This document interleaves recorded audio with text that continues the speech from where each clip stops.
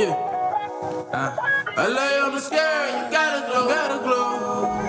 I would like to welcome everyone to another episode of the Let's Get It podcast. I'm your host Zeke, and in this episode, I sit down with my good friend Anna and we discuss psychology from a certain standpoint. You can follow Anna at her Instagram at annas.roses. I would like to give a content warning for any strong language used in this episode, and hope you have a nice day and enjoy the show. And the first question I ask is, what would your origin story be? So, what would my origin story be? Oh God. It would definitely be one of those, like, do you know the YouTube videos where people draw on the expo board and with the voiceover? Draw My Life? Yeah, the Draw My Life. So I would do that because then you have like the voiceover to explain the pictures. And I'm not like Van Gogh, but like I could like just about draw. So I would do that. Yeah. It would start from like birth, or it would start from like elementary right now? Oh God. Where would it start? I guess it would start from childhood because like I'm very much like a contextual person. So like, where did everything begin? Mm-hmm. So I would assume childhood to now. Mm-hmm. And then continue on to the rest. I would continue on to this point because this is as far as I've gotten. Mm-hmm. Mm-hmm. Nice. And to continue, you're a psychology major, right? Yep. Why? So going into college, I had no idea what major I wanted to do. I was like, okay, so I very much like people, not always like to hang out with them, but I like studying people. I like observing. I like understanding a lot.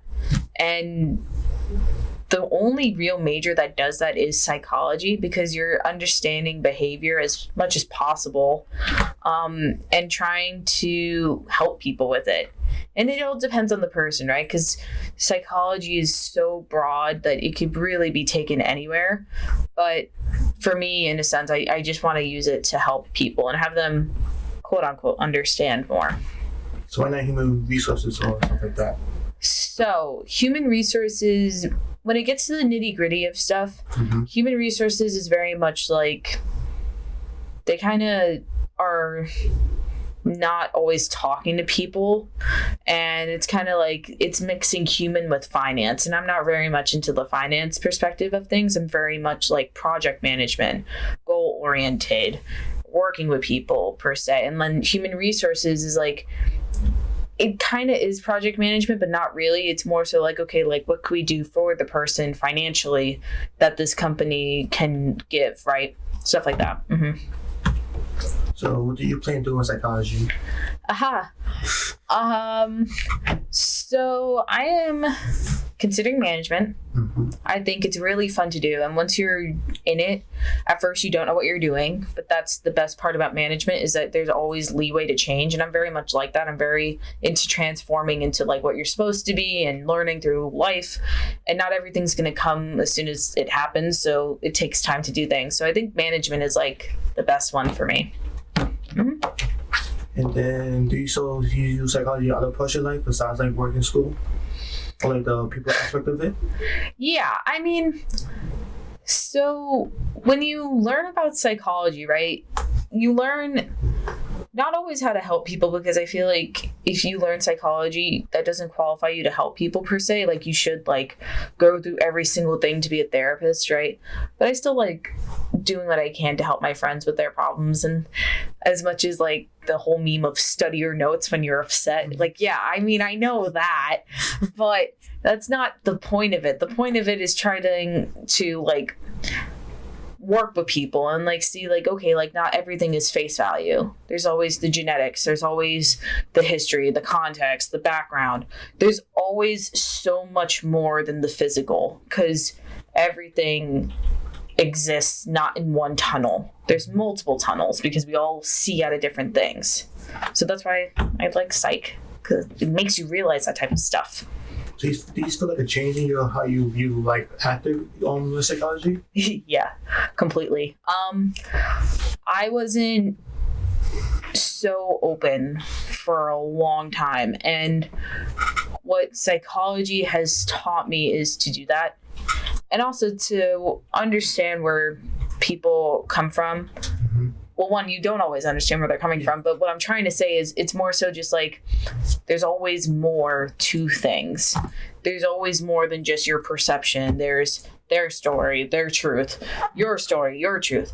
All these different things combined. It's not just one, but that's what the studying has taught me, especially when you're in abnormal psychology and you learn about all the different disorders.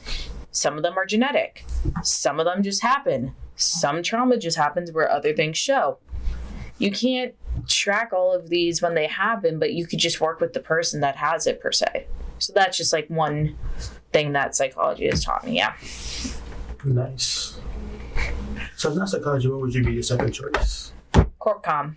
It would definitely be corporate communications. Because, I mean, it's basically kind of the same thing where you're just learning how to communicate with people in a corporate setting, which psychology can be used as well. It just depends where you want to use it. Psychology, you can either go clinical or you can go applied.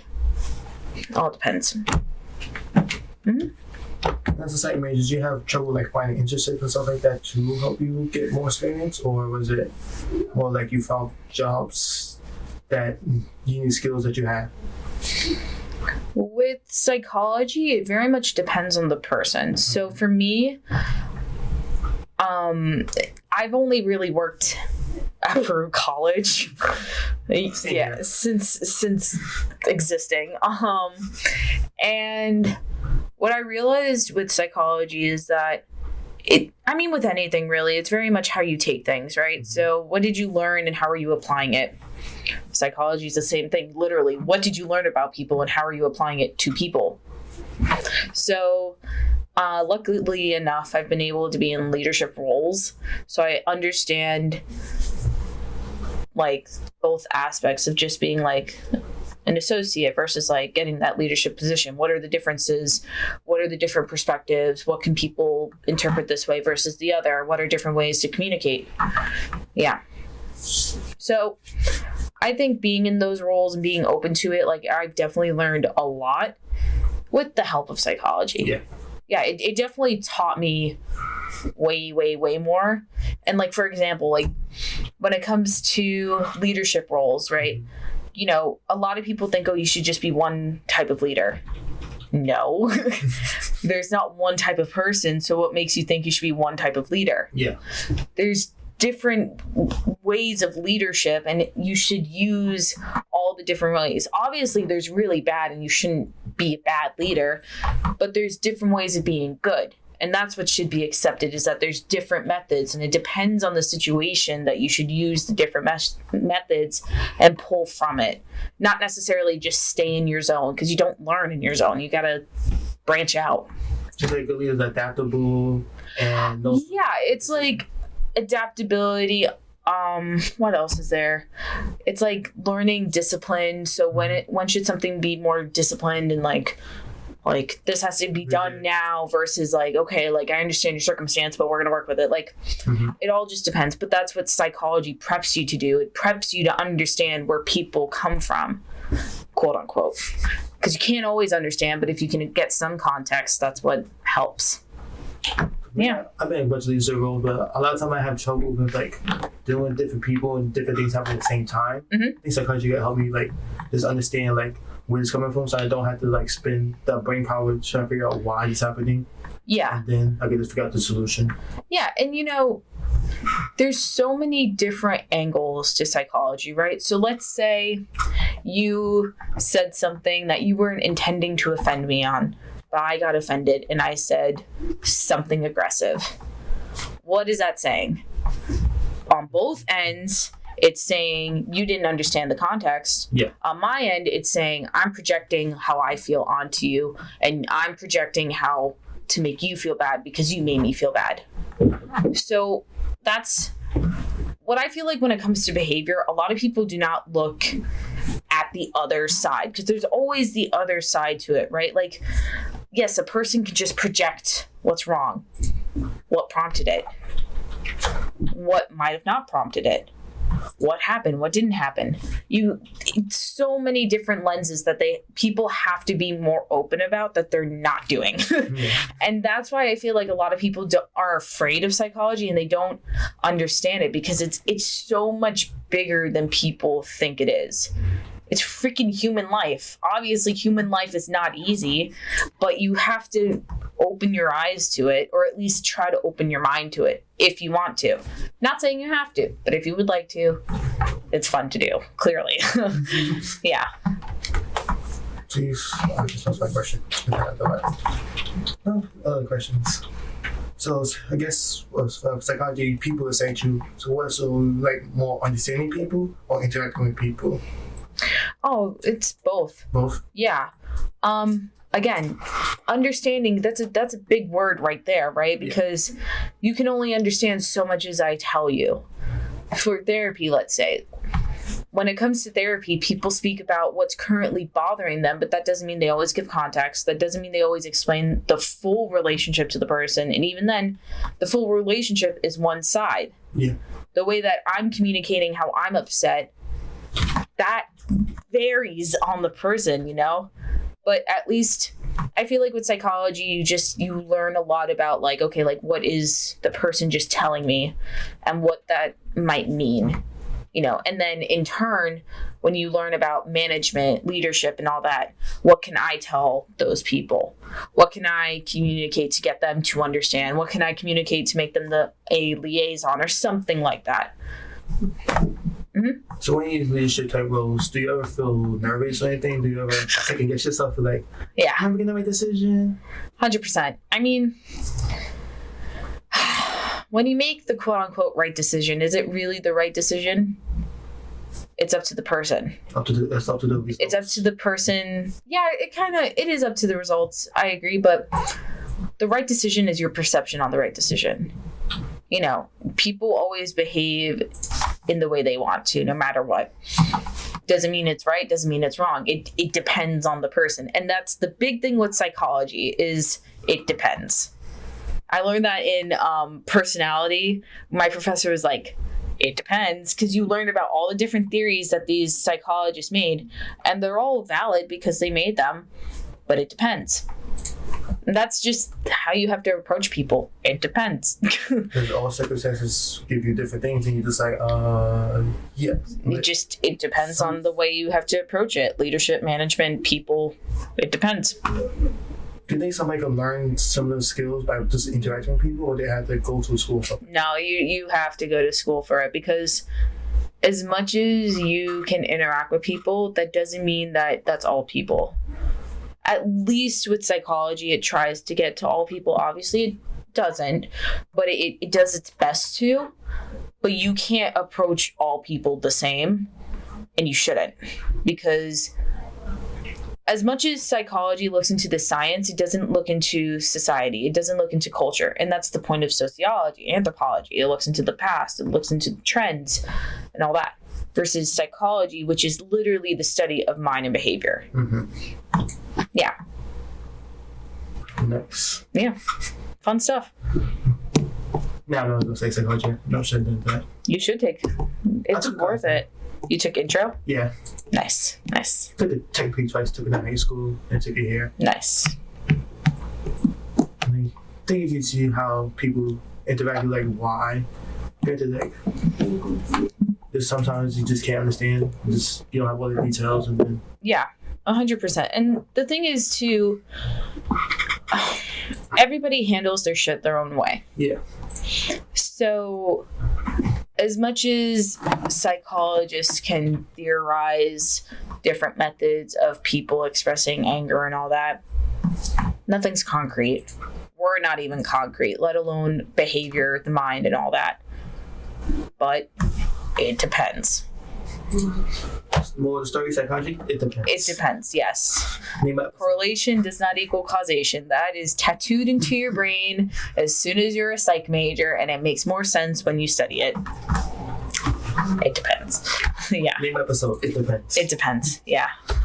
So do you plan on getting your just a master's, or you going to get your doctorate? So I'm in big debate about that, because for me with school, I love to learn. I don't like to be judged by how I learn in a certain time, because I feel like with school, you're very much pressured to learn in X amount of months, especially for college, like with the semesters and all that. And I'm like, okay, but that doesn't work for me personally. Yeah. So master's, doctorate, I don't know. I don't want to say yes. I don't want to say no. I don't know, but that's fine with me. So I definitely say no. yeah. Freshman year, I was like, let me get my doctorate, but then I was like, after Well, 4 because years, when you're a freshman, like, you don't really understand college necessarily, right? You don't really know how much it takes out of you to get a doctorate, or even just to get your bachelor's, like, or even an associate's too, right? I mean, no matter what, school is hard for some people and school is easy. That's okay. Like, we have to acknowledge both on the spectrum, right? We have to acknowledge school is going to be hard and not everyone is made for college. We have to acknowledge school is really easy and these type of people can just get through it, not feel any emotional depth to it. They don't care, whatever. Hard, they can just about survive. They start to distrust themselves. They start to break down. Not okay, but you have to address it in order to help the person out. So both of them are fine, but it's having that openness to understanding, yes, these both do exist, and we need to stop ignoring the hard. Not everything is freaking easy for everyone. yeah, we all have ours. We all have our shit. Yeah, That's really it. We all have our shit. That's it. We all have our stats, and then some stats Yeah. are higher than others. Exactly. So no school game, let's go. Yeah. So what do you do for fun besides learning psychology? What do I do for fun? Well, for me, I like to discover a lot of new things. So I really love to read. I do. And I don't feel the pressure to have to read something. I like to read. I want to get back into painting really, really bad. It'll probably happen after college ends. I'll have the time and mental stability to do it. What else do I really, really like to go to concerts and art museums and any type of display of art that I could get to. I like going to just because it's there and you should appreciate it. What else do I like to do? I don't know. I mean, I like hanging out with my friends when I have the mental capability to do it. What else? I like trying new foods. Bubble tea is really nice. More like exploration and expression seems like your things. Yeah, creative expression, yeah. So when it comes to reading, I'm personally like reading. What do you like reading? Do you like visualize what you're reading, or? I really like to read nonfiction autobiographies. I like to read memoirs a lot. I like to read what's real because I like perspective, which also reinforced why I did psychology. Was like, I can actually handle hearing people's stories, and I really, really, really enjoy hearing people's perspective, not because of I'm curious. No, it's this was your story, so what is it? Tell me about it. Which also, a lot of my friends say you should be a therapist. I'm like, I would do it if it's not so expensive to do and it's not so timely to do. Because it takes about 8 to 12 years to do it. And that's just the schooling, though. Yeah. So I'm like, no. No, I'm okay with that. I'll listen to your problems, but don't pay me for that, please. Please don't. I mean, I really wish I could do therapy. I really, really do. But it's too much out of me that I can't give. And I have to decide that now versus later on where it's all right, I'm in a doctorate program, but I still have to do all this shit. No, I'm not going to do that. But when it comes to the reading stuff, I really enjoy hearing and listening to different perspectives. And I tend to really go for the harsh perspectives too. I don't know why, but it's I love hearing about Holocaust stories. What else has been a great book of mine? The Kite Runner. I loved reading that just because it was telling a perspective of something very brutal and hearing it out. Yeah, stuff like that. Nice. Yeah, nice. And then when it comes to painting, what do you like to paint? It very much depends on the mood. For me, sometimes it's very much I stick to certain colors and then I try to combine them and see like what it comes out to. Not like in a circle, but like, it's like, how can I represent the way I'm feeling red and blue and purple and put that all together, right? And then I like doing different interpretations. So it's like, one thing I did a few years ago was a logo of a band that I liked. So I did like the symbol, and then I did like a splatter paint to it. That was my homage to them. So, it really depends on the mood I'm in, what colors I want to use, what type of medium I want to use. Do I want to use like a small canvas? Do I want to use a big one? Depends on the mood. Yeah. We have so much in common, actually. I used to like drawing, all that stuff. Nice. I took a break. I was like, each of my skills out. I mean, it gets hard when you get older, because it's like when you have to deal with school and stuff, it's not easy to pick up into your interests anymore. But make time for what you can. That's what matters. Yep. Then go back to psychology. Do you feel like people have a negative connotation to it because they're afraid of what they might find out or like deeper secrets? So it could be that. I feel like when I was starting the major, a lot of people didn't believe in it. So what I mean by that is essentially when people would hear me say, oh, you're a psychology major, they're kind of like, oh, like, what do you mean? Like, what is that? They don't believe in it, right? And I'm like, it is everything. You know what I mean? And a lot of people are concerned about the jobs you can get with it, but also if you work with people, you can have a psychology degree because you learn how people behave. Yeah, that's like a lot of this similar to marketing, which is learning how people. Yeah, like it could even be used in marketing, right? Like what about these colors appeal to you? What about the way that this is positioned appeals to your eye? Marketing too, with the sexual stuff, unfortunately, but like it appeases to people's eye. That's why they produce people to be sexual. Like it's just, that's the part of it. That's the psychology part of it.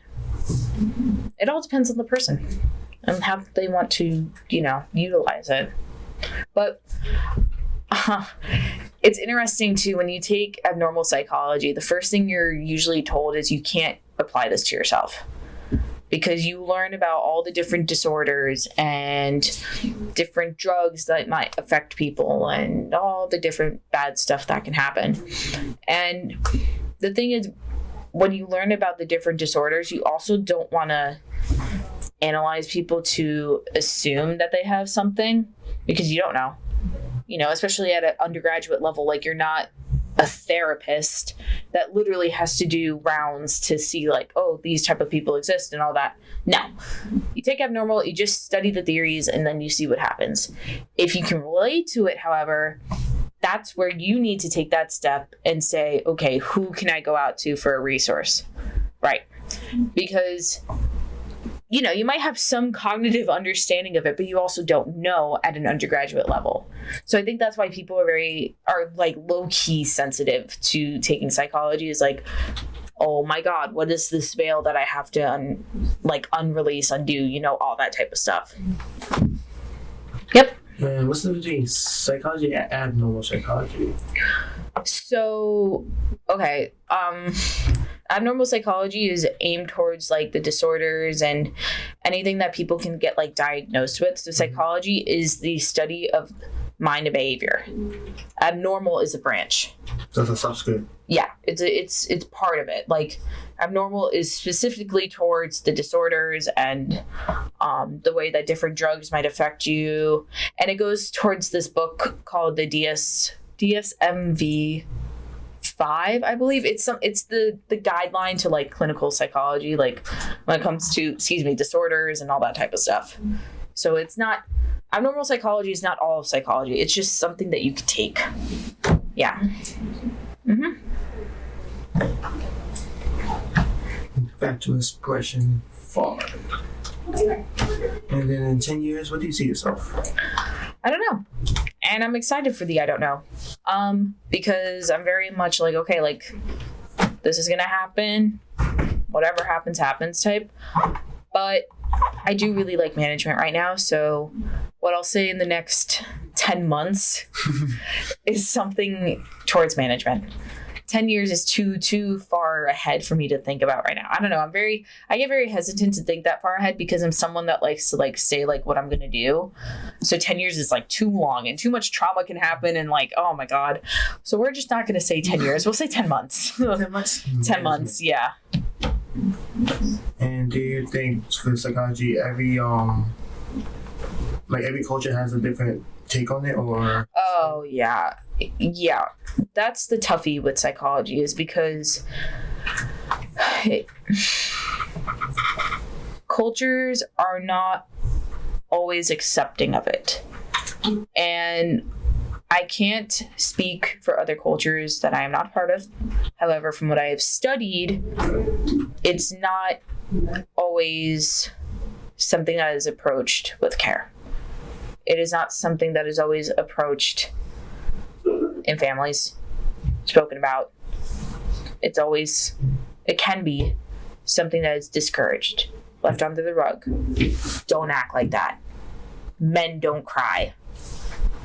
Whatever. It depends. And that's the tough part.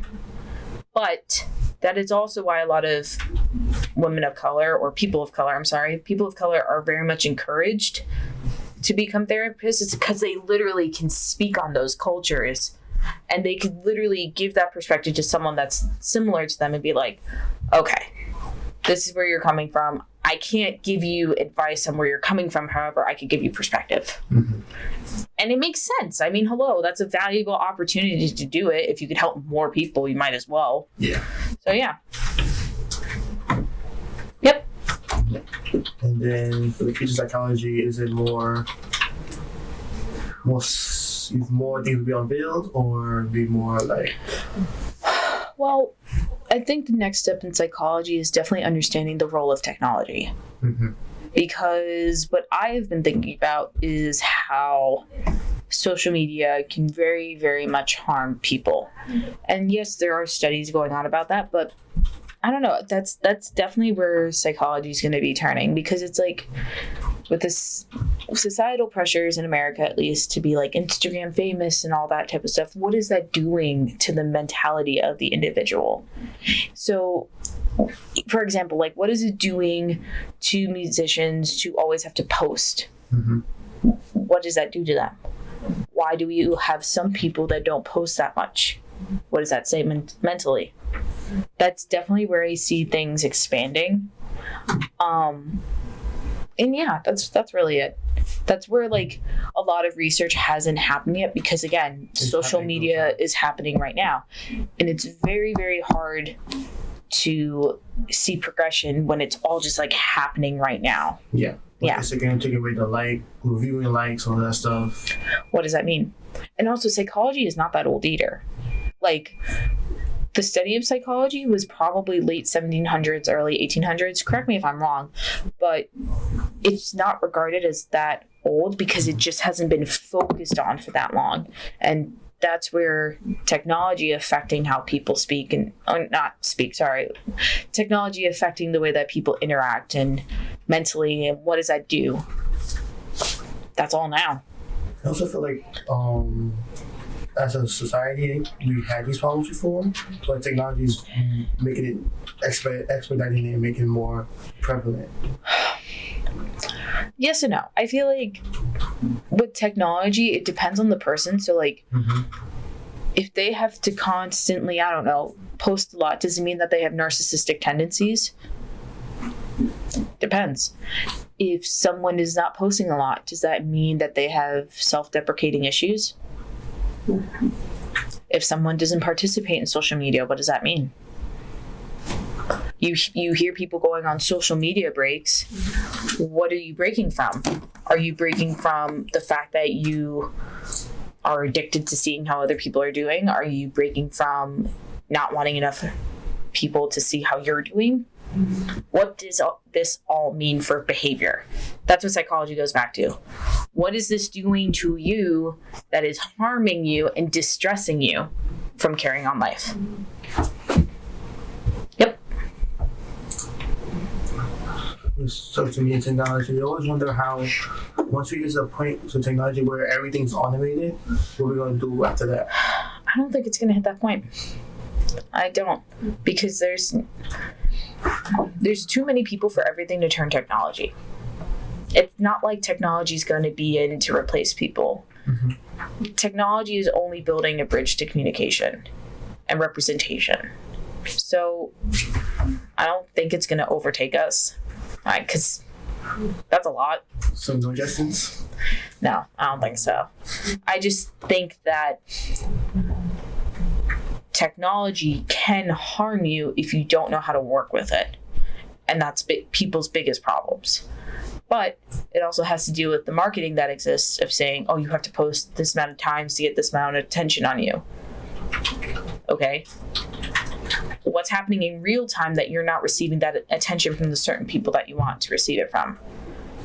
Where did these issues start that you needed these reinforcement from? It all depends on perspective. And of course, what I'm saying isn't always 100% right.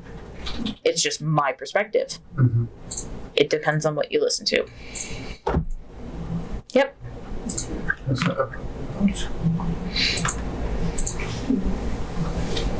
So no automation, no adjustments, everything will be the same. So with communication, you get too much communication. Right now we have too much communication. We have too much access to everybody, or? Well, do you control how much access you have to people? No. You don't think so? So you have to only the thing if you're able to shut yourself off, but then you're kind of forced to interact with people anyway. Are you? If you're going to train, even if you're avoiding somebody, that's a conscious thought to avoid somebody. But that doesn't mean you're interacting with people. That's the problem, is people are not understanding what control they have over. I mean, of course, you don't have control over everything. That's known, that's universally known, whatever. But if you give technology your total control, that's where you lose. But people have to utilize it for their work. But what boundaries do you have? It depends. And I know I'm saying it depends to everything, but that's really how psychology works. It's like, it's so incredibly situational that it gives enough attention to what is going on to each person that studies it, to each person that wants to help people, to each person that wants to continue to make it worth something. What do you think? Do you think at the peak of technology affecting us, or do you think it's just beginning? Affecting us? Like in a negative way, or?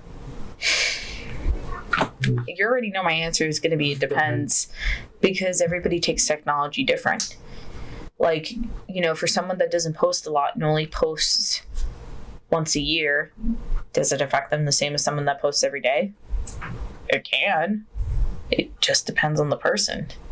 And I know it depends isn't a solid answer, but when you look into a psychology lens, it is, because everything is so freaking situational.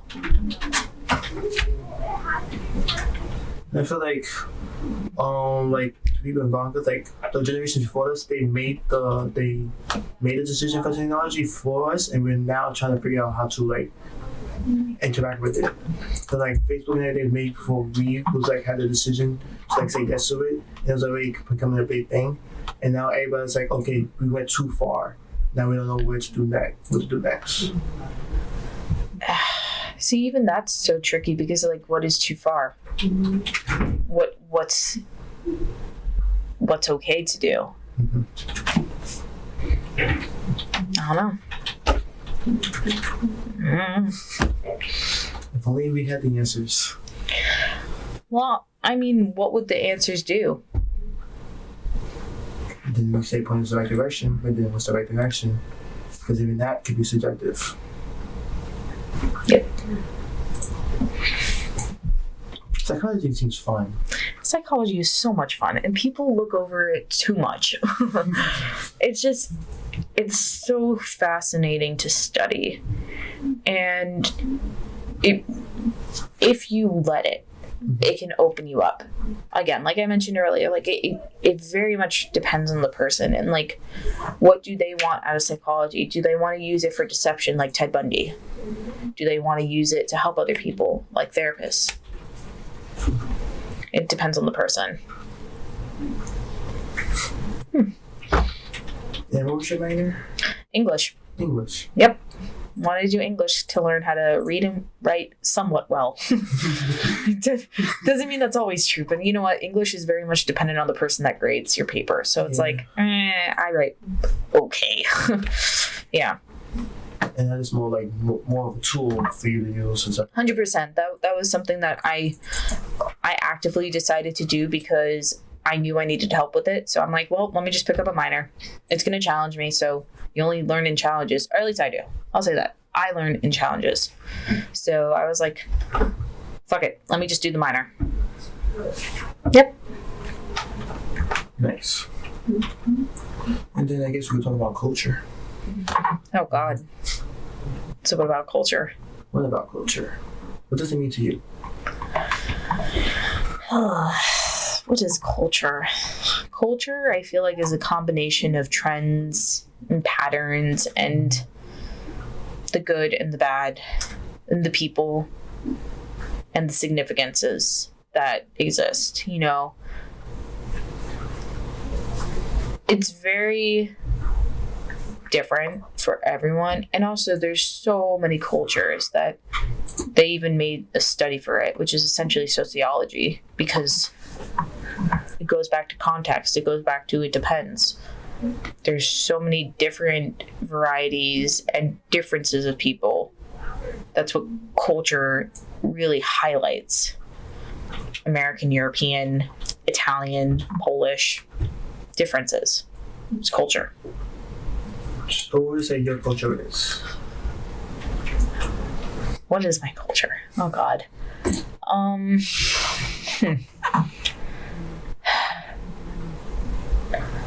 I would say I have a very observant culture. Mm-hmm. I like to observe, not to gain information, but something I've always been doing. Like, I know how to observe things. It was never taught to me per se. I mean, like, if I had to observe something for class, like, I would observe it, right? But naturally, I just observe everyone. And again, it's not for the recognition type of observations. It's more so just like, okay, like, what is this thing? What does it do? What color is it? Why is it that color? Why is that stand right there versus over there? What is it? This and that and that and this. Constantly, all the time. And also, I have a very creative culture too. I have such a deep appreciation for art because art is perspective. So, of course, being in this office, you're in the office of an artist. So you learn about the different perspectives that these albums might have on this person, right? You know, what is it about maybe the album art that reached this person? What is it about the sound that this album had? What is the feeling that it might have evoked? All that different stuff. So that's what my culture is, I guess. I don't know, that's a big question in that. The study of culture. Yeah. I always wonder what my culture would be because I'm American, but like I see my friends are like different cultures in terms of like different regions of the world. And also, what do you define it? Is it based on where you come from? Is it based on what you do? Depends.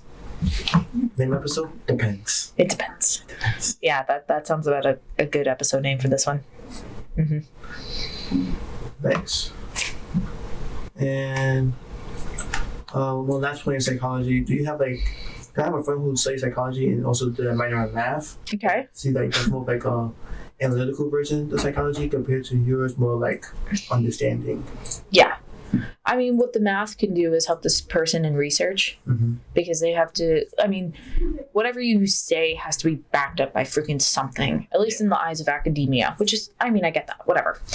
But the math will help them in the research and not always conducting research, but understanding what does research say. So that's actually like a good combination to have. I was surprised when I first heard that. I was like, oh, that's really good if they want to do research. So they should look into research. That sounds really, really good for them. Yeah. Nice.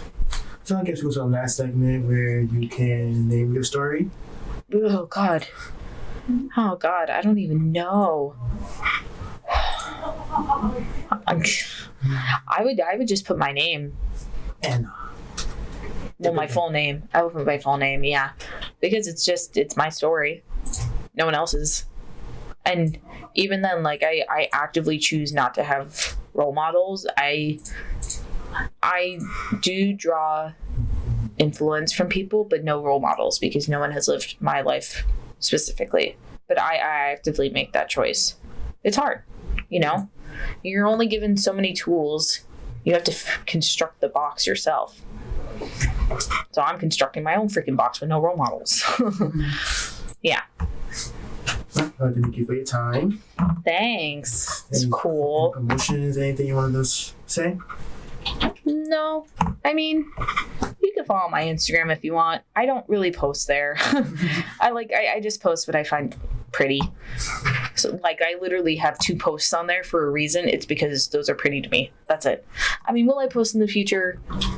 It depends, but it's just like, whatever. So it's Anna's.roses, because it's my Anna Rose is like my first and middle name. Mm-hmm. But then I was like, let me put a kick to it. Anna's Roses, whatever. Yeah. So that's it. That brings another episode of Let's Get Our Podcast to a close. Again, you can follow Anna at her Instagram at Anna's.roses. And for next week's episode, returning from the first episode, Tia comes back and we talk more in depth about anime, traveling, and many more. Hope you have a nice day and hope to see you there.